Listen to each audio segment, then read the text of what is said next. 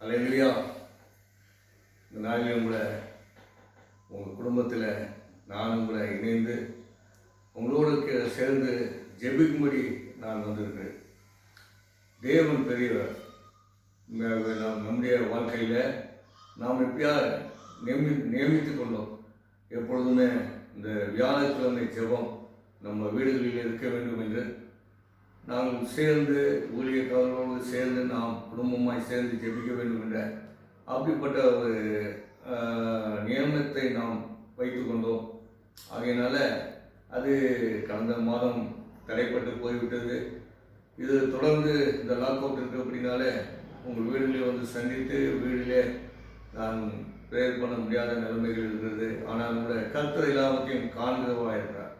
இந்த நாளில் கூட எப்படிப்பட்ட ஒரு சந்தர்ப்பத்தை எனக்கு கொடுத்திருக்கிறார். உங்களோடு கூட நான் ஜெபிப்பதற்கு, உங்களோடு சேர்ந்து நானும் இந்த குடும்ப ஆசீர்வாத ஜெபத்தில் கலந்து கொள்வதற்கான ஒரு சந்தர்ப்பத்தை தேவன் எனக்கு கொடுத்தார் என்பதை நான் விசுவாசிக்கிறேன்.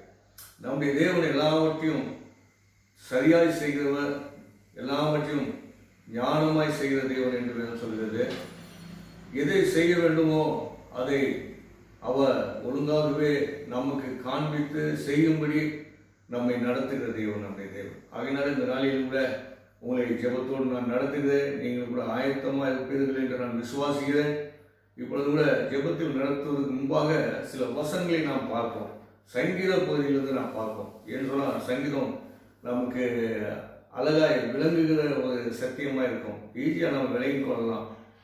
தாவீதின் சங்கீதம் சொன்னாவே உண்மையாகவே அது ஒரு நம்மளை உற்சாகப்படுத்துகிற ஒரு நல்ல சங்கீதமாக இருக்கிறது. நம்மை பலப்படுத்துகிறதா இருக்கிறது. நம்மை பாட வைக்கிற ஒரு சங்கீதம், நம்மை ஆராதனை பண்ண வைக்கிற ஒரு சங்கீதமாக இருக்கிறது.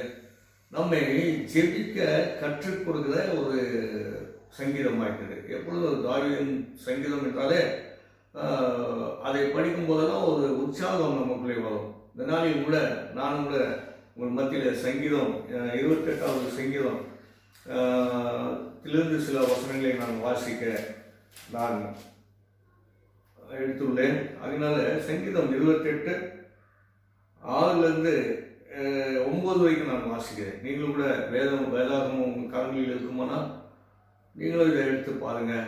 நல்ல அற்புதமான ஒரு சங்கீதம். கர்த்தருக்கு ஸ்தோத்திரம், அவர் என் விண்ணப்பங்களின் சத்தத்தை கேட்டார்.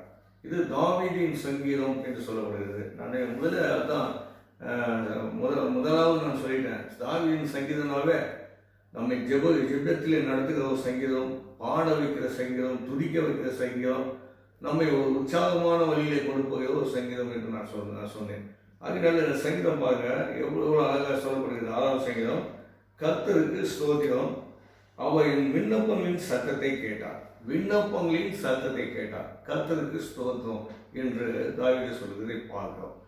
கர்த்தருக்கு எப்பொழுதும் நாம் ஸ்தோத்திர பலிகளை ஏறெடுக்கிறவர்களாக நாம் இருக்க வேண்டும். எப்பொழுதும் ஸ்தோத்திரிக்க கற்றுக்கொள்ள வேண்டும். அநேகருடைய வாயிலே ஸ்தோத்திரம் என்பது அது ஒரு சில நேரங்களிலே அவர்கள் வாயில் வராத ஒரு காரியமாக இருக்குது. ஸ்தோத்திரிக்க தெரியாத ஒரு சில காரியங்கள். ஸ்தோத்திரம் என்பது அவருக்கு ஒரு பலி செலுத்துகிற ஒரு காரியத்தை வேதத்திலே பார்க்கிறோம். ஸ்தோத்திர பலி என்று பார்க்கிறோம். ஸ்தோத்திரத்தினாலே பலி செலுத்துவது, நம்முடைய வாயினாலே தேவனை கனப்படுத்துவது, துதிப்பது, அதற்கு முன்பாக கர்த்தரை கனப்படுத்துவது.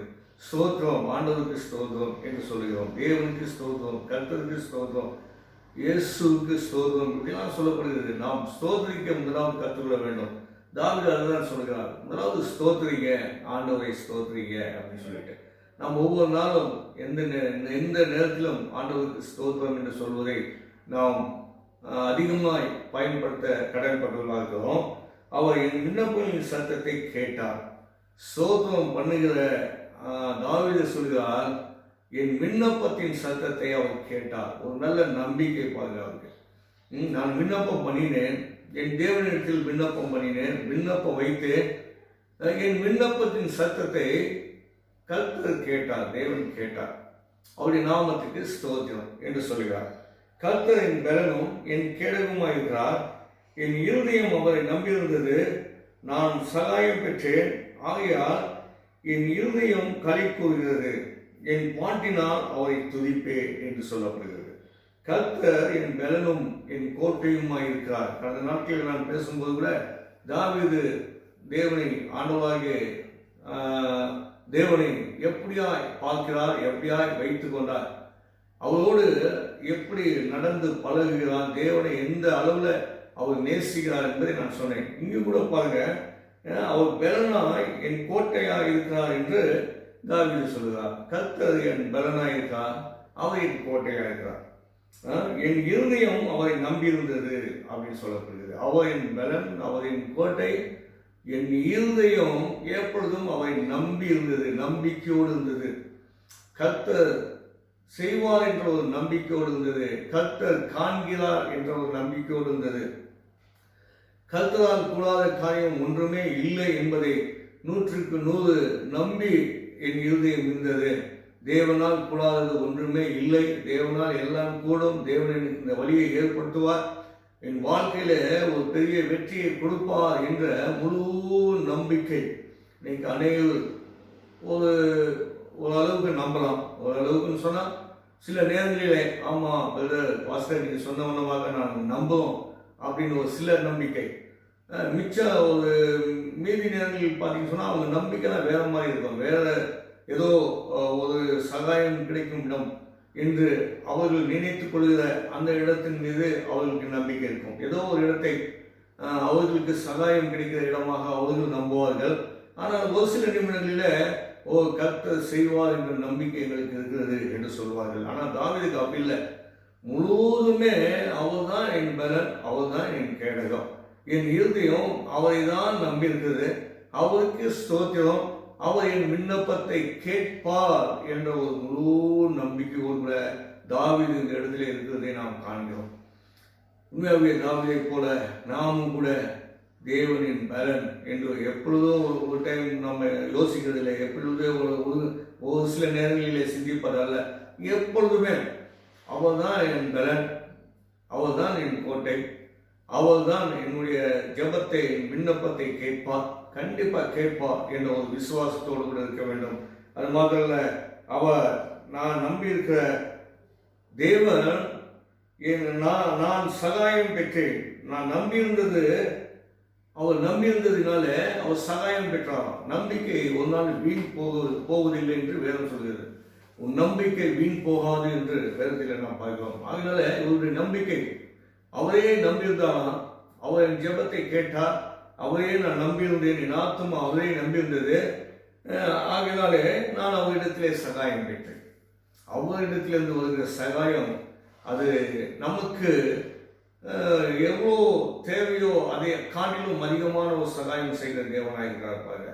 நம்முடைய வாழ்க்கையில் நாம் வெற்றியாக வாழ்வதற்கான ஒரு சகாயம், நம்முடைய வழிகளெல்லாம் நம்மை காப்பதற்கான ஒரு சகாயம், நம்மை பலப்படுத்துகிறதும் தாங்குகிறதும் நம்மை போஷிக்கிறதும் நம்மோடு கூட இருந்து நமக்கு ஆலோசனைகள் சொல்லி நம்மை நடத்துகிறதுமான ஒரு பெரிய சகாயம் நம்முடைய குடும்பத்துக்கு, நமக்கு, நம்முடைய சபைக்கு, நம்முடைய ஊழியத்துக்கு, எல்லாவற்றிற்கும் தேவையான சகாயம் செய்கிற தேவன் நம்முடைய தேவன் பாருங்க. தாவீது நம்பினது அவருக்கு வீண் போகவில்லை.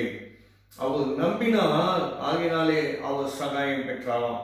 அவர் சகாயம் பெற்றாராம். ஆகையால் என் இருதயம் களி கூறுகிறது. ஒரு பாருங்க, அவர் சகாயம் பெற்றபடினாலே நம்பிக்கையோடு கூட நம்பி இருந்த தாவீதுக்கு நம்பின ஒரு இடத்திலிருந்து, நம்பின தேவனிடத்திலிருந்து ஒரு பெரிய சகாயம் அவருக்கு கிடைத்தபடினாலே அவர் இருதயம் களி கூர்ந்ததாம், சந்தோஷப்பட்டதாம், களி கூர்ந்தது. தேவன் ஒரு ஆச்சரியமாய் அதிசயமாக ஒரு நன்மை செய்வார்னால எவ்வளவு சந்தோஷம் பாருங்க. இன்னைக்கும் கூட நம்முடைய வாழ்க்கையில நாம் கர்த்தரை முழுதுமாய் நம்பி போவானா, நம்முடைய நம்பிக்கை ஒரு நாள் வீண் போவதில்லை என்று வேதம் சொல்கிறது. நாம் நம்பினவர் நம்மை கைவிடுவதில்லை. நம்முடைய விண்ணப்பத்தை அவர் கேட்பவர், நமக்கு அவர் சகாயம் செய்த தேவன். நான் சகாயம் பெற்றேன், என் விண்ணப்பத்தை கேட்டவர் எனக்கு சகாயம் பெற்றார், ஆகினாலே நான் களி கூர்ந்தேன் என்று சொல்லப்படுகிறது. ஒரு சந்தோஷம் உண்டாகும் பாருங்க. ஆண்டவர் கண்டிப்பா செய்வார். நம்முடைய வாழ்க்கையில உங்கள் தேவைகள் என்னவோ அதையெல்லாம் செய்வார். நீங்க நம்பின உங்கள் தேவன், உம்முடைய தேவன், உன்னை ரட்சித்தவர், உன்னை மீட்டவர் ஒரு நாளும் கைவிடுவதில்லை. உன் நம்பிக்கை ஒரு நாளும் வீண் போகாது. ஹல்லேலூயா. ஒரு நாளும் நமக்கு வீண் போகாத ஒரு வழியை ஆண்டவர் காண்பிக்கிறவா இருக்கிறார். நாம உலகத்துல நிறைய நேரங்களில நாம் வந்துட்டு நம்பி மோசம் போயிருப்போம், மற்றவர்களை நம்புவோம், ஆனால் கடைசி நேரத்தில் அது கிடைக்காமல் போயிருக்கலாம். ஆனா இவர் அப்படி இல்லை பாருங்க.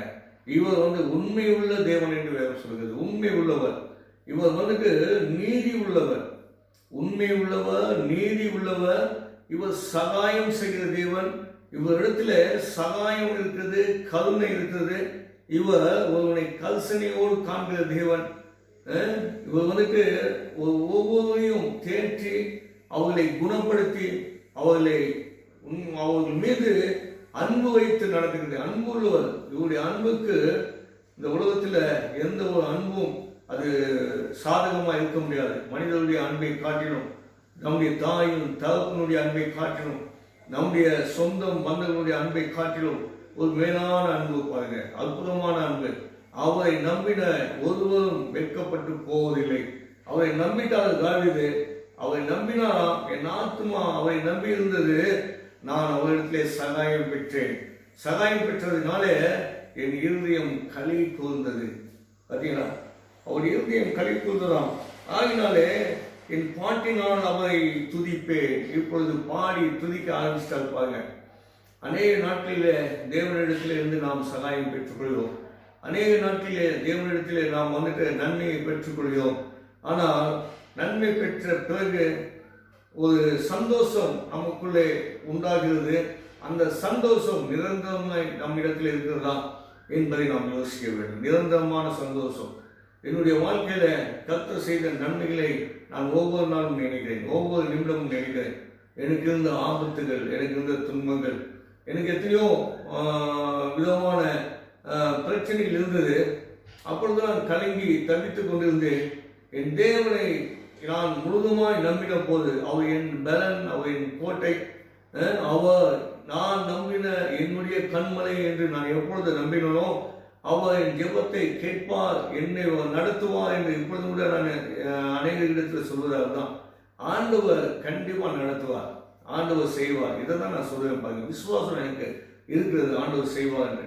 நான் நம்பினது எனக்கு வீண் போகவில்லை, என்னை களி கூறும்படி செய்தார், சந்தோஷப்படும்படி செய்தார். பாருங்க, நம்முடைய தேவன் எனக்கு செய்த இதே தேவன், தாவீதுக்கு செய்த அதே தேவன் உங்களுக்கும் செய்வார். நீங்களும் நம்புங்க. நிறைய நேரங்களில நீங்கள் சோர்ந்து போய் விடாய்த்து போயிருந்த நாட்களில கர்த்தரை நம்பின நாளில கர்த்தர் உங்கள் ஆத்மாவை பலப்படுத்தி உங்கள் தேவைகளை சந்தித்து உங்களுக்கு சகாயம் செய்த போது நீங்கள் சந்தோஷப்பட்டீர்கள்.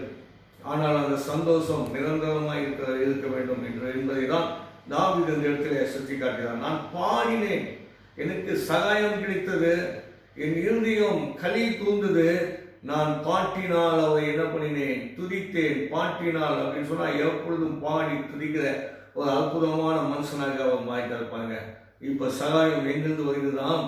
தேவனிடத்திலிருந்து வருகிறதாம். தேவனிடத்திலிருந்து வருகிற சகாயம் நம்மை ஒரு மகிழ்ச்சியான வழியில கொண்டு போய் நடத்துகிறது. அவரை ஏன் போற்றி பாடக்கூடாது? அல்லேலூயா. எவ்வளவு பேர் பாடுறோம், துதிக்கிறோம். அவர் துதிக்கப்படத்தக்கவர், அவரை போற்றத்தக்கவர், அவர் போற்றப்படத்தக்கவர்.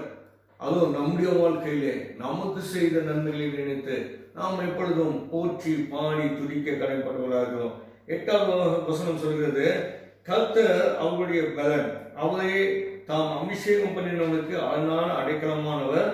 தேவரே உமது ஜனத்தை ரட்சித்து உமது சுதந்திரத்தை ஆசிர்வதியும், அவர்களை போஷித்து அவர்களை என்றென்றைக்கும் உயர்த்தியவர்களும் என்று சொல்லப்படுகிறது.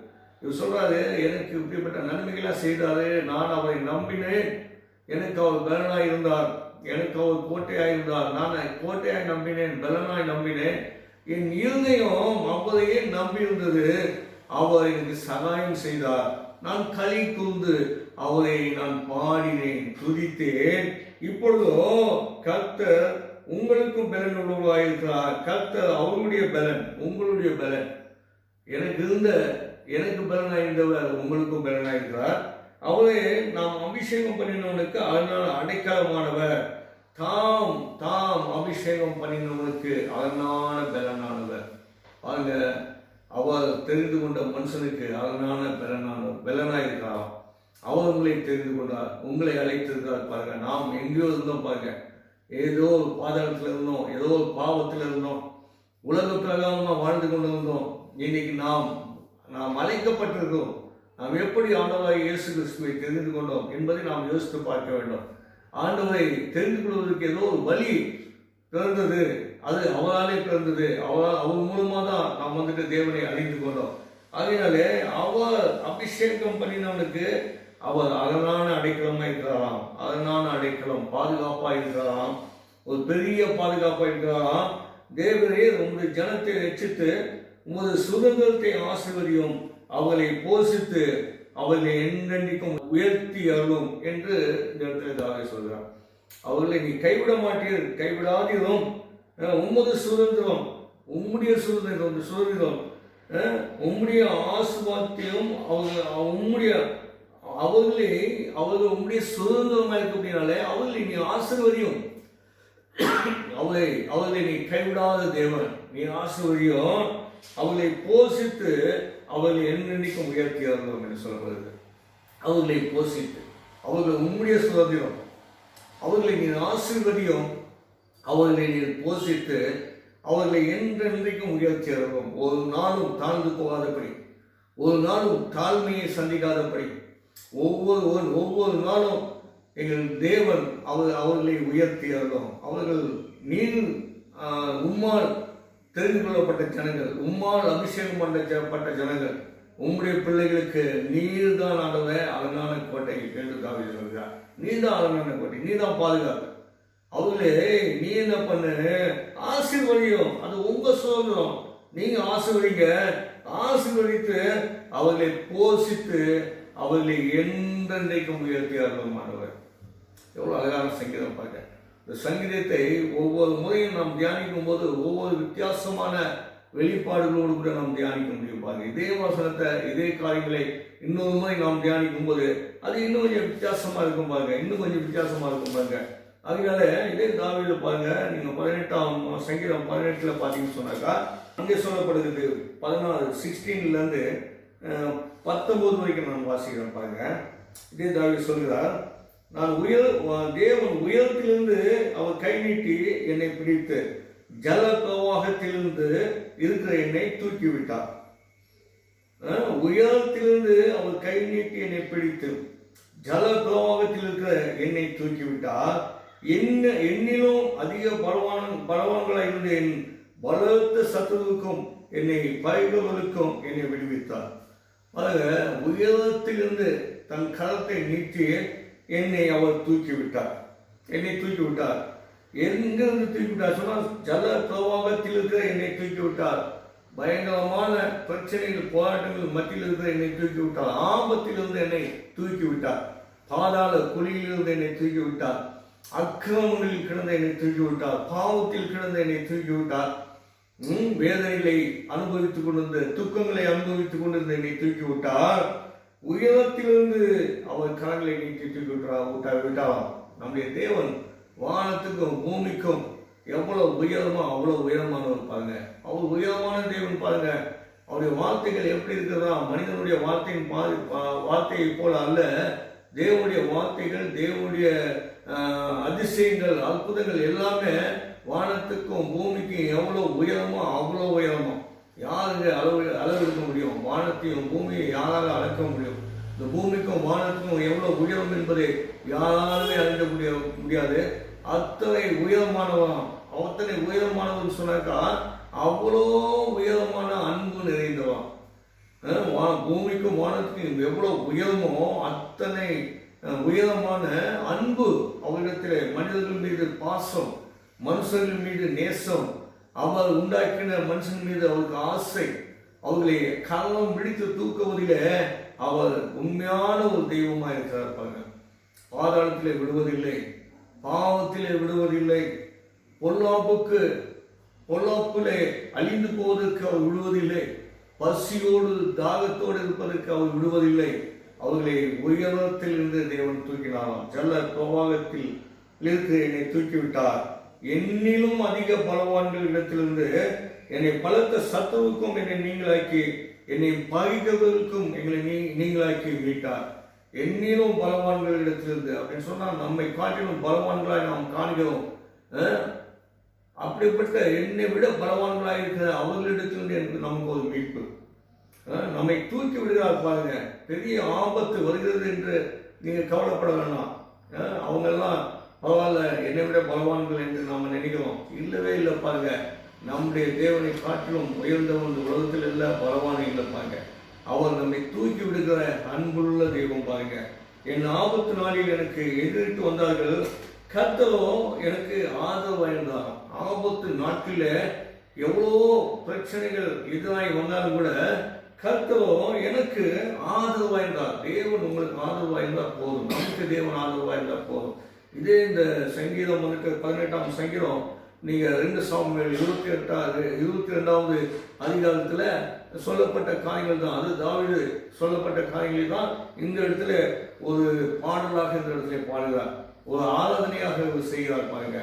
அதனால நீங்கள் 2 சாமுவேல் 22ஆம் அதிகாரத்திலும் இதுலையும் சேம் அதே தான் இருக்குது.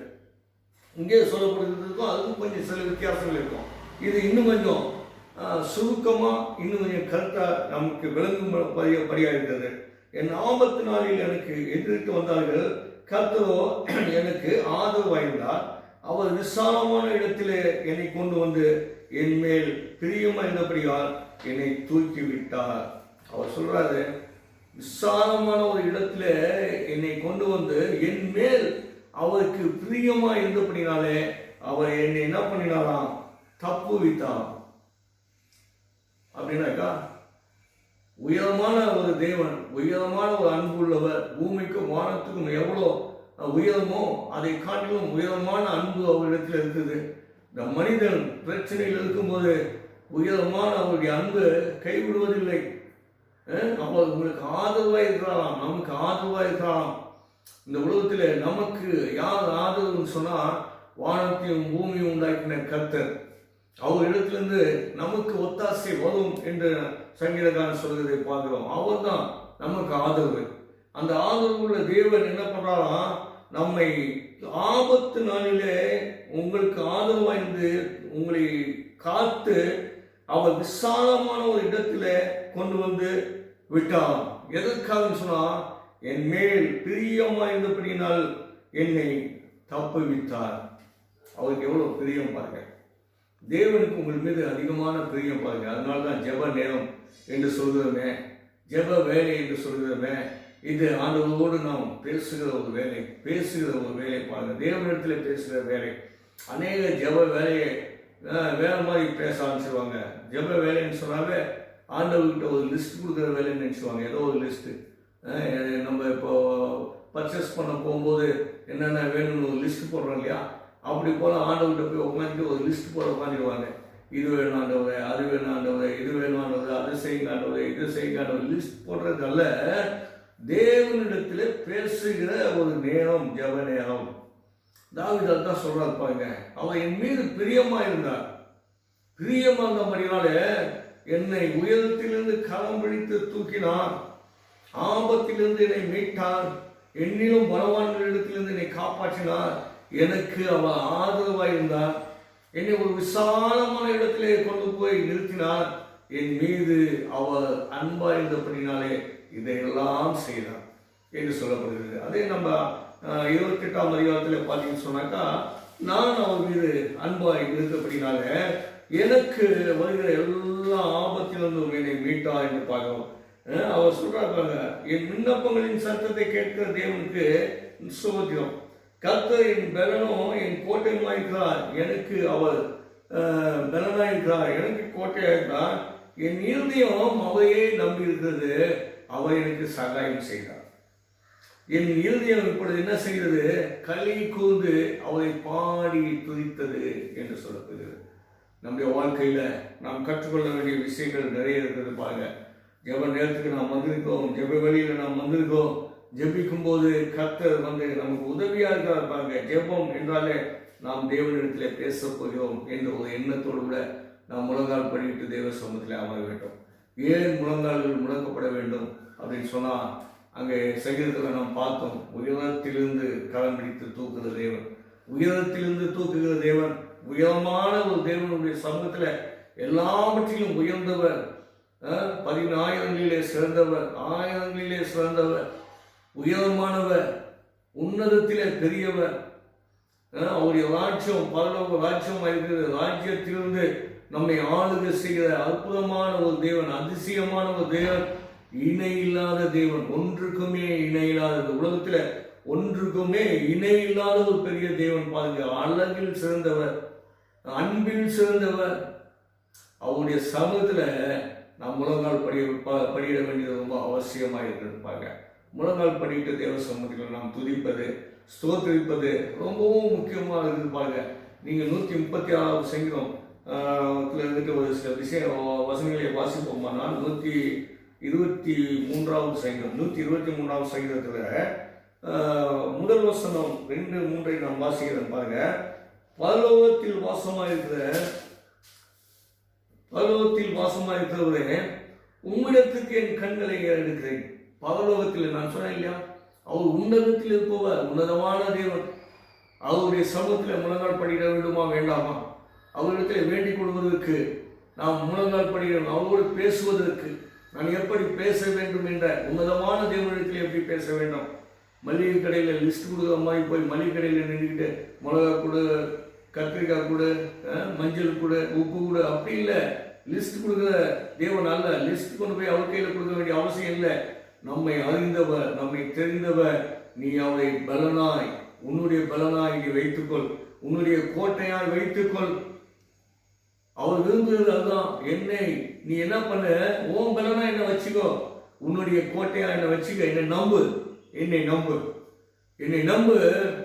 நான் என்ன பண்ணுவேன், உன் விண்ணப்பத்தை கேட்பேன், உனக்கு பதிலளிப்பேன், உன்னை களி கூறும்படி செய்வேன். இங்க பாத்தீங்கன்னு சொன்னாக்கா 123ஆம் சங்கீதத்துல இங்கே சொல்லப்படுகிறது,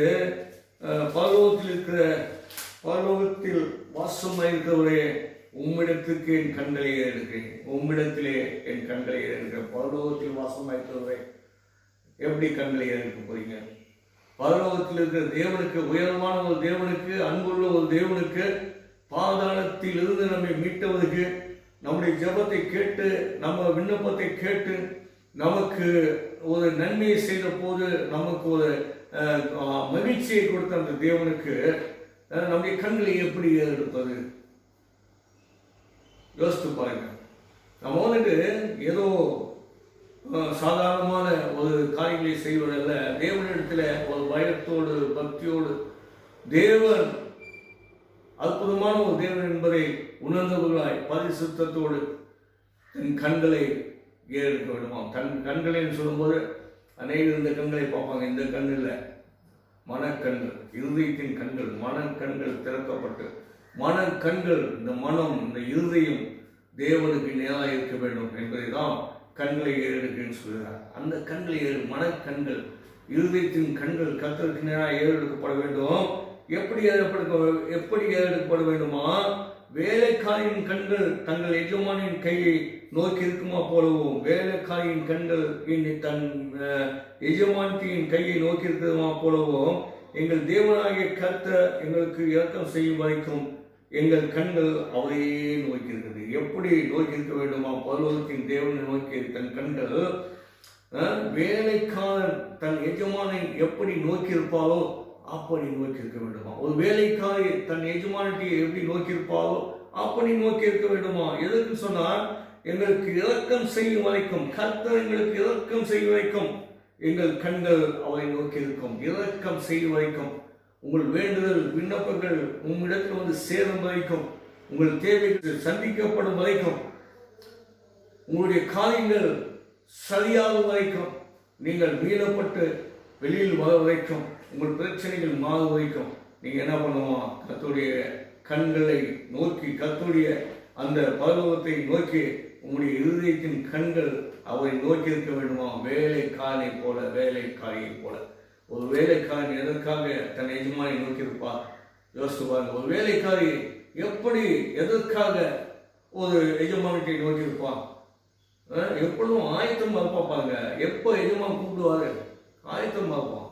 ஒரு வேலைக்காரி, ஐயோ நம்ம எஜமானியம் எப்போ கூப்பிடுவாரு, எப்போ எனக்கு ஒரு வேலையை கொடுக்க போகிறார், எப்போ என்னை கூப்பிட போறாரு, அவங்க கூப்பிடும்போது நான் இங்கே இல்லாமல் போயிட்டா கஷ்டமாச்சே அப்படின்னு சொல்லிட்டு எஜமானுடைய கண்களை நோக்கி வேலைக்காரிகள் எப்படி காத்திருக்கிறார்களோ, வேலைக்காரர்கள் எப்படி காத்திருக்கிறார்களோ அப்படி காத்திருக்க வேண்டுமா. எப்பொழுதும் தேவ சமூகத்தில்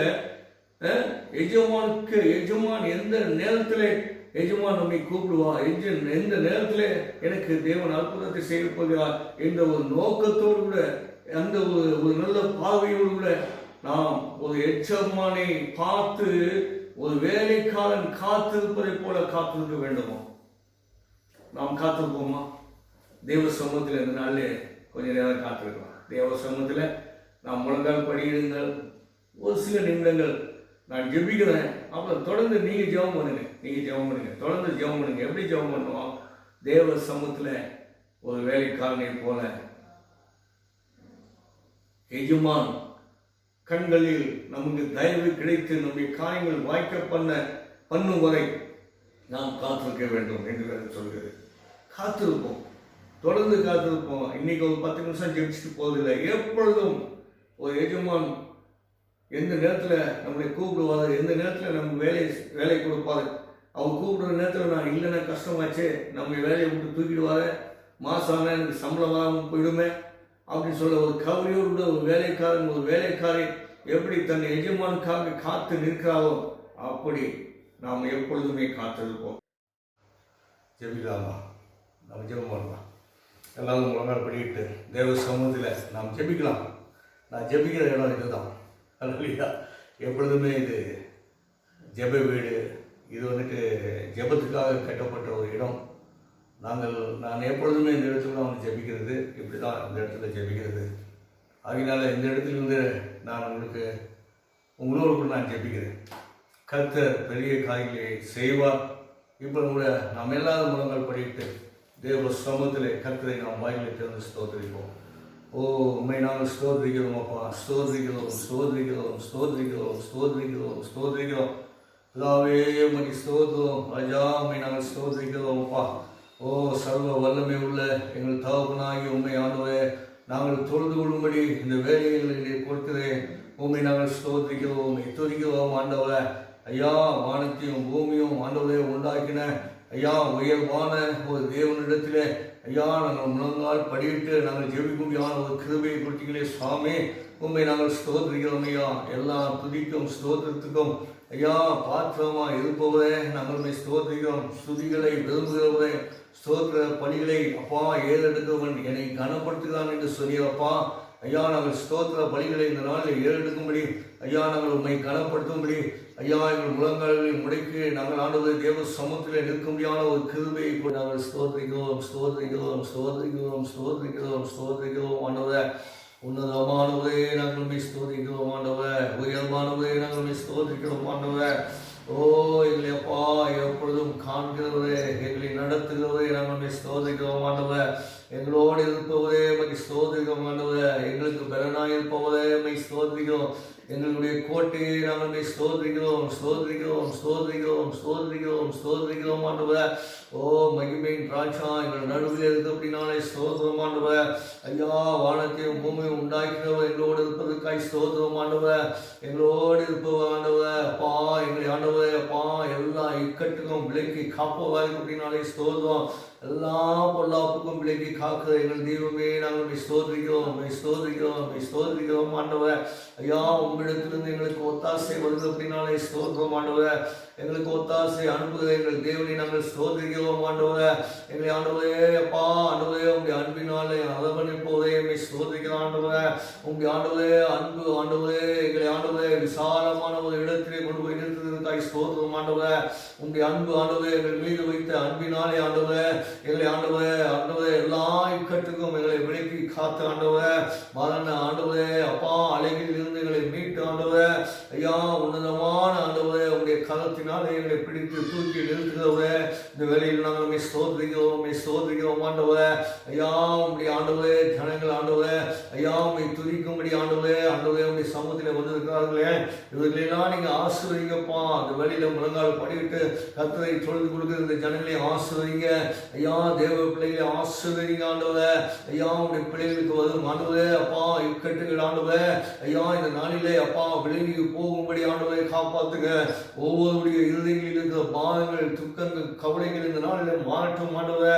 எங்க சபையை சார்ந்த ஒவ்வொரு குடும்பங்களையும் ஆசீர்வதிங்கப்பா. இந்த ஜெபத்திலே பங்கு கொடுக்கிற ஒவ்வொருத்தையும் ஆசீர்வதிங்க ஆண்டவரே. உங்க கிருபையின் கரம் ஒவ்வொருத்தையும் தாங்கட்டும் ஐயா, ஒவ்வொருத்தையும் தேற்றட்டும் ஆண்டவரே. தாவீது சொன்னாரே ஆண்டவரே, என் பலன் என் கோட்டை என்று சொன்னார் அல்லவா.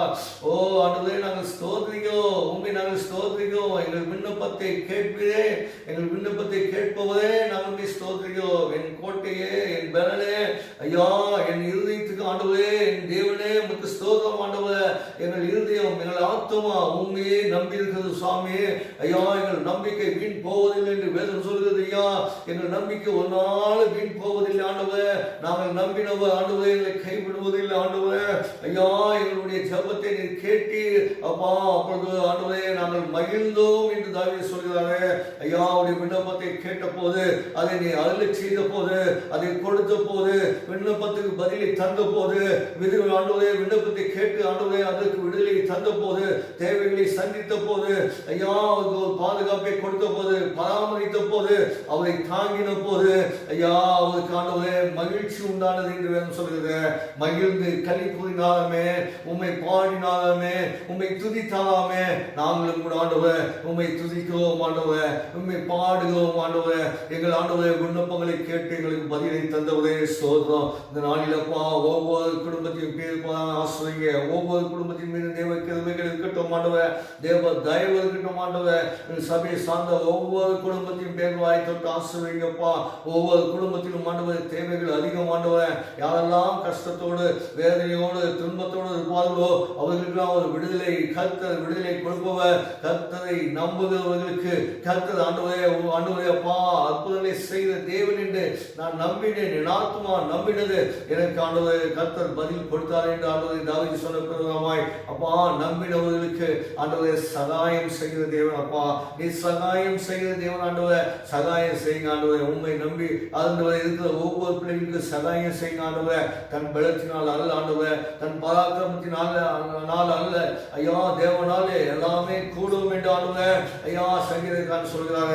ஐயா எங்களால் அல்ல, எங்கள் பலத்தினால் அல்ல ஆண்டவரே, எங்கள் தேவனாலே எல்லாம் கூடும் சாமி. இந்த நாளில் அப்பா எங்கள் சபையால் ஒவ்வொருவரையும் ஆசிரியங்கப்பா. ஒவ்வொருடைய தேவைகளும் சந்திக்கப்படட்டும் ஆண்டவரே. ஒவ்வொருவரும் ஆண்டவரே மனப்பூர்வமாய் சமாதானமாய் கூடியான கிருபைகளை கொடுங்க. தேவைகள் அதிகம் சந்திங்க ஐயா. அந்த லாக் அவுட் டைம்ல ஆண்டவரே வீட்டோடு அடைப்பட்டு கிடக்கிற உங்களுடைய பிள்ளைகள் ஆண்டவரே ஒன்றுக்கும் குறைவில்லாமல் சந்தோஷமா இருக்கட்டும் ஆண்டவரே. நல்ல முறையில போஷித்து சமாதானமா இருக்கட்டும் ஆண்டவரே. ஒரு வியாதிகளை அணுகாதபடி காத்துக்கொள்ளுங்க பிதாவே. ஒரு ஆபத்தும் ஒரு தொல்லையும் வராதபடி காத்துக்கொள்ளுங்க ஆண்டவரே. உடைய வாழ்க்கையிலே உங்கள் தேவைகள் என்னவோ எல்லாவற்றையும் சந்திங்கப்பா. ஒருவரும் ஆகாரம் இல்லாதபடி கவலையோடு கஷ்டத்தோடு இருக்கக்கூடாது ஆண்டவரே. உங்கள் சபையில அநேகர் ஏழைகள் இருக்காங்க ஆண்டவரே, அவங்கெல்லாம் ஆசிரியங்க. வயதானவர்கள் இருக்கிறாங்களே அவங்களெல்லாம் நீங்க ஆசிரியங்கப்பா. வாணிப பிள்ளைங்க இருக்காங்களே அவங்களெல்லாம் நீங்க ஆசிரியங்க ஆண்டவரே. ஓ திக்கற்றவர்கள அநேகர் இருக்கிறாங்களேப்பா, எங்களுக்கு யார் உதவி செய்வார்கள் என்ற கவலையோடு இருக்கிற அநேக ஆண்டவர் எங்கள் சபையில் இருக்காங்களே அவங்களெல்லாம் அப்பா நீங்க ஆசிரியங்க. அந்த கவலைகள் மாறட்டும் ஆண்டவரே. உண்மை நம்பினவர்களுக்கு நீ சகாயம் செய்வேன் என்று சொல்லப்பட்டிருக்கிறது. நீ சகாயம் செய்யுங்க ஆண்டவரே. உங்க பிள்ளைங்க உண்மை இருக்காங்க ஆண்டவரே, நீங்க சகாயம் செய்யுங்க ஆண்டவரே. பாதாளத்தின் கதவுகள் இவர்களை மேற்கொள்ளாது என்று வேதம் சொல்கிறது. பாதாளத்தின் கதவுகள் இவர்களை மேற்கொள்ளக்கூடாது ஆண்டவரே. எந்த ஒரு பொல்லாப்பு இவர்களை மேற்கொள்ளக்கூடாது ஆண்டவரே. இவர்கள் குடும்பங்கள் எல்லாம் சமாதானம் உண்டாகட்டும், தேவைகள் சந்திக்கப்படட்டும். விசேஷமாக வருகிற நாட்களில் அப்பா நாங்கள் விடுதலை ஆகட்டும் ஆண்டவரே. நாங்கள் ஆண்டவரே வெளியில் கிளம்பி ஆண்டவரே கொழுத்த கன்றுகள் போல நாங்கள் வளரட்டும் ஆண்டவரே. உடைய வேதம் சொல்கிறது ஆண்டவரே, நீங்கள் வெளியே போய் அப்பா கொழுத்த கன்று கன்றுகளை போல வளருவீர்கள் என்று வேதம் சொல்கிறது. ஐயா, ஒவ்வொருவரும் ஆண்டவரே வெளியிலே கிளம்பி போகும்போது கொடுத்த கன்றுகளை போல இருக்கட்டும். அநேக ஆண்டவரே அப்பா புறஜாதியாருக்கு நல்ல ஒரு சாட்சிகளாக இருக்கட்டும், நல்ல ஒரு சமாதானம் உள்ள பிள்ளைகளாக இருக்கட்டும் ஆண்டவரே. அநேகருக்கு ஆண்டவரே ஆசீர்வாதம் உள்ள பிள்ளைகளாக இருக்கட்டும் ஆண்டவரே. விசேஷமா இந்த நாளிலேப்பா ஆண்டவரே காரியங்கள் ஆண்டவரே மாறட்டும் ஆண்டவரே. ஐயா ஸ்தோத்திரம் ஆண்டவரே. இந்த கொரோனா வைரஸ் ஆண்டவரே எங்கள் தேசத்தை விட்டு போகணும் ஆண்டவரே, எங்கள் குடும்பங்களை விட்டு போகணும் ஆண்டவரே. ஐயா அந்த நாளிலப்பா எங்கள் இந்தியா தேசம் காக்கப்பட வேண்டும் ஆண்டவரே. எங்கள் இந்தியா தேசத்திலப்பா வியாதிகள் வரக்கூடாதப்பா, இப்படிப்பட்ட பிரச்சனைகள் வரக்கூடாது ஆண்டவரே. ஐயா வறுமைகள் வரக்கூடாதப்பா, தூக்கத்தோடு கவலையோடு எங்கள் தேசம் இருக்கக்கூடாது ஆண்டவரே. ஐயா எங்கள் தேசத்திலே வன்முறைகள் வேண்டாம் ஆண்டவரே. ஐயா எங்கள் தேசத்திலே சமாதானம் உண்டாகட்டும் ஆண்டவரே, மகிழ்ச்சி உண்டாகட்டும் ஆண்டவரே. எங்கள் தேசத்தில் இருப்பவர்களெல்லாம் காக்கப்படட்டும் ஆண்டவரே. எங்கள் தேசத்தில் இருப்பவர்களெல்லாம் ஆண்டவரே தேவன் ஆண்டவரே பெரிய ஒரு ஆசீர்வாதங்களை கொடுங்க ஆண்டவரே. அநேக ஏழை ஜனங்கள் எங்கள் தேசத்தில் இருக்கிறாங்க ஆண்டவரே. இந்த நாட்டில் வீடு வாசல் இல்லாம எவ்வளோ பேர் ஆண்டவரே அப்பா வெளியிலே அப்பா தங்கி இருக்கிறாங்க ஆண்டவரே. எவ்வளோ பேர் ஆண்டவரே நாங்கள் பார்க்கிற வண்ணமாக ஆண்டவரே ஒரு குடும்பம் ஆண்டவரே சுடுகாட்டிலே வாசம் பண்ணுகிறதை நாங்கள் பார்க்கிறோமே. ஏழை பிள்ளைங்க ஆண்டவரே, ஏழை பிள்ளைங்க ஆண்டவரே, ஒவ்வொரு நாளும் மாதத்துக்கு கஷ்டப்படுகிற பிள்ளைங்க ஆண்டவரே, ஒவ்வொரு நாளும் கூலி வேலை செய்து ஆண்டவரே பிழைப்புக்கு ஆண்டவரே வழி இல்லாமல் இந்த நாளிலே கிடக்கிறாங்க ஆண்டவரே. இவங்களையெல்லாம் காப்பாத்துங்க, எங்க தேசத்தை காப்பாத்துங்க. எங்க தேசத்தில் இந்த கொரோனா வைரஸ் இனிமேல் இல்லாதபடி காப்பாத்துங்க. எந்த வியாதியும் எந்த ஒரு பொல்லாப்பும் எந்த ஒரு வறுமையும் எங்கள் தேசத்தை ஆண்டு கொள்ளக்கூடாது ஆண்டவரே. எங்கள் தேசம் ஐஸ்வர்யம் உள்ள தேசமாய் மாறட்டும். எங்கள் தேசத்திலே ஏழைகள் என்பதே இருக்கக்கூடாது ஆண்டவரே. எங்கள் இந்திய தேசம் வளரட்டும் ஆண்டவரே. எங்கள் இந்திய தேசத்திலே அப்பா ஆசீர்வாதங்கள் வளரட்டும் ஆண்டவரே. எங்கள் இந்திய தேசத்தை அப்பா நீங்க காப்பாத்துங்க அப்பா. இந்த இந்திய தேசத்தை ஆளுகை செய்ய ஒவ்வொரு ஆண்டவரே பிரதமர் சிஎம் ஆண்டவரே, ஐயா அதிகாரிகள் ஆண்டவரே, மினிஸ்டர்ஸ்கள் ஆண்டவரே, இன்னும் ஆண்டவரே அப்பா ஆண்டவரே போலீஸ் அதிகாரிகள் ஆண்டவரே, ஒவ்வொருக்காக நான் ஜெபிக்கிறேன் ஆண்டவரே. ஒவ்வொரு தாங்குங்க, எல்லை பாதுகாப்பு படைகளை தாங்குங்க ஐயா. குடும்ப ஆண்டவரே எங்கள் தேசத்தை காப்பாற்றுகிற ஒவ்வொரு ஆண்டவரே ராணுவ வீரர்களையும் தாங்குங்க ஐயா. எங்கள் தேசத்தின் பிரதமரை ஆசிர்வதிங்க, எங்கள் தேசத்தில் இருக்கிற எங்கள் சிஎம்ஐ ஆசிர்வதிங்க, எங்கள் மாவட்டங்கள் முழுவதும் இருக்கிற சிஎம்களை ஆசிர்வதிங்க, மந்திரிகளை ஆசிர்வதிங்க, எம்எல்ஏகளை ஆசிர்வதிங்க, கால்பற்றர்களை ஆசிர்வதிங்க. ஒவ்வொருவரும் ஆண்டவரை இறங்கி ஆண்டவரே அப்பா ஏழை எளிய ஜனங்களுக்கு ஆண்டவரே வேலை செய்ய முடியாத அப்படிப்பட்ட ஆசீர்வாதமான வழிகளை காண்பித்து கொடுங்க ஆண்டவரே. எங்க தேசத்தில் வறுமை என்பதை இனிமேல் இல்லாமல் போகட்டும் ஆண்டவரே. வியாதி என்பதை இனிமேல் இல்லாமல் போகட்டும். எல்லாம் இயேசுவின் நாமத்தினாலே எங்கள் தேசம் பாதுகாக்கப்படட்டும் ஆண்டவரே. உங்களுடைய ரத்தத்தினாலே காப்பாற்றுங்கப்பா. அப்படியே உலகம் முழுவதற்கு எல்லா வியாதிகளும் மாறட்டும் ஆண்டவரே. உலகம் முழுவதும் இருக்கிற அநேகர் பாதிக்கப்பட்டிருக்கிறாங்க ஆண்டவரே. அமெரிக்கா, இட்டாலி ஆண்டவரே இப்படிப்பட்ட ஆண்டவரே தேசங்களிலே அநேக பாதிப்பு ஐயா. எல்லாவற்றிலிருந்து ஒரு விடுதலை கொடுங்க. விசேஷமானவரே எங்கள் தேசத்திலே அப்பா இன்னும் ஆண்டவரே அப்பா வியாதியோடு இருப்பவர்களை காப்பாத்துங்க. இந்த கொரோனா வைரஸ்னாலே யாரெல்லாம் பாதிக்கப்பட்டிருக்காங்களோ அவங்களுக்குலாம் ஒரு விடுதலை கொடுங்க. அந்த குடும்பங்களை நான் ஆசிர்வதிங்கப்பா. டாக்டர்ஸ்களை ஆசிர்வதிங்க, நர்ஸ்களை ஆசிர்வதிங்க ஐயா. எங்கள் தேசம் செழிப்பாயிருக்கட்டும். விசேஷமா இந்த வெளியிலப்பா எங்கள் சபைகளுக்காய் ஸ்தோத்திரம், ஊழியக்காரர்களுக்காய் ஸ்தோத்திரம் ஐயா, விசுவாசிகளுக்காய் ஸ்தோத்திரிக்கிற ஆண்டவரே. ஒவ்வொரு குடும்பங்களையும் ஆசிர்வதிங்க, ஒவ்வொரு ஊழியர்களையும் ஆசிர்வதிங்க. ஒவ்வொரு சபைகளும் திறக்கப்பட்டு தேவனை ஆராதிக்க முடியாத வழிகளை ஏற்படுத்தி கொடுங்க. ஒவ்வொரு விசுவாசிகள் குடும்பத்திலும் ஐயா ஒரு பொருளாப்பு இல்லாதபடி ஒவ்வொரு ஆசிரமம் இருக்க முடியாத கிருபைகளை கொடுங்க ஆண்டவரே. ஐயா எங்கள் தேசம் நன்மையை காணட்டும் ஆண்டவரே. அப்பா எங்கள் சபைகள் நன்மையை காணட்டும் ஆண்டவரே. எங்கள் விசுவாசிகள் நன்மையை காணட்டும் ஆண்டவரே. ஐயா அப்பா எங்கள் சபைகள் எல்லாம் பெருகட்டும் ஆண்டவரே. சபையிலே ஆசீர்வாதமான வழிகள் ஏற்படட்டும். விசேஷமானவரே ஐயா வருகிற நாட்களிலே அப்பா ஆண்டவரே எங்களுக்கு ஒரு விடுதலையை கொடுங்க, சமாதானத்தை கொடுங்க. சீக்கிரமா நாங்கள் ஆராதனை கூடங்களை திறந்து அப்பா நாங்கள் கூடி ஜெபிப்பதற்கு ஆராதிப்பதற்கு எங்கள் தேவனை மகிமைப்படுத்துவதற்கு அப்பா கிருபை செய்ய ஐயா. சங்கீதக்காரன் சொன்ன வண்ணமாய் ஆண்டவரே ஒரு எஜமான ஆண்டவரே வேலைக்காரன் எப்படி ஆண்டவரே காத்திருக்கிறானோ அப்படி போல நாங்கள் காத்திருக்கட்டும் ஆண்டவரே. அப்பா எஜமான இடத்திலே வேலைக்காரனை போல, எஜமான இடத்திலே வேலைக்காரனை போல ஐயா எங்கள் கர்த்தரிடத்திலிருந்து வருகிற உதவி எங்களை வந்து சேரும் அளிக்கும் ஆண்டவரே. உங்களுடைய கண்களில் எங்களுக்கு தயவு கிடைக்க வைக்கும் ஆண்டவரே. நாங்கள் ஆண்டவரே இப்படியா வேலைக்காரனை போல உங்களிடத்தில் நாங்கள் காத்திருக்கட்டும் ஆண்டவரே. எங்களை ஆசிர்வதிங்க. இந்த வேலையிலே ஜபத்திலே கலந்து கொண்ட ஒவ்வொரு குடும்பத்தையும் ஆசிர்வதிங்க, சபைகளை ஆசிர்வதிங்க. எல்லா துதி கனம் மகிமையெல்லாம் உங்களுக்கே செலுத்துகிறேன். எல்லாவற்றையும் இயேசுவின் நாமத்தினால் ஜெபிக்கிறேன் நல்ல பிதாவே, ஆமென். என் ஆத்துமாவே கர்த்தரை ஸ்தோத்திரி, என் முழுவதுமே பரிசுத்த நாமத்தை ஸ்தோத்திரி. என் ஆத்துமாவே கர்த்தரை ஸ்தோத்திரி, கர்த்தர் செய்த சகல உபகாரங்களை மறவாதே. ஆமென். அல்லேலூயா. ஸ்தோத்திரம். எப்படி இருக்கிறீங்க?